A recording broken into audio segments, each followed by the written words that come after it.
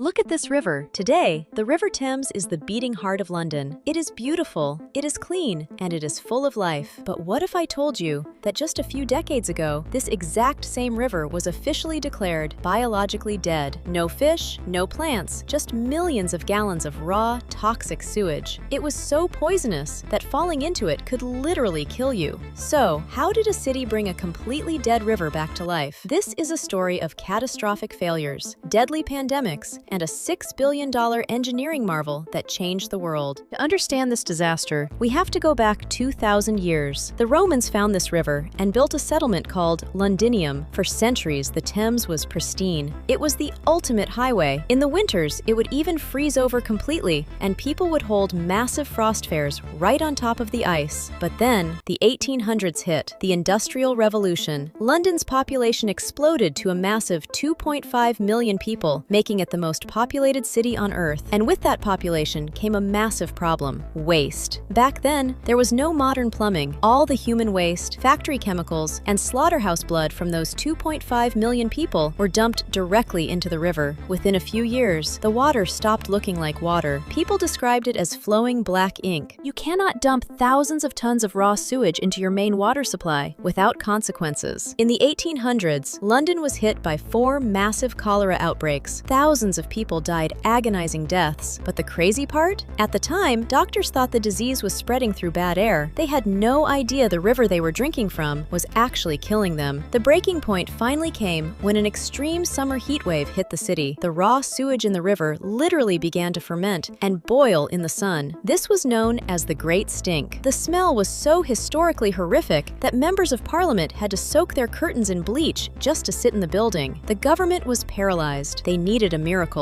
Enter Joseph Bazalgette, London's chief engineer. His solution was brilliant, simple, and massively ambitious. He realized that to save the river, they had to stop the waste before it ever touched the water. He designed massive interceptor sewers running parallel on both sides of the Thames. These giant underground pipes caught all the city's waste, carried it far away from the city center, and dumped it out into the ocean where the tide would wash it away. It was an absolute triumph. Bazalgette cured the cholera epidemic and saved London.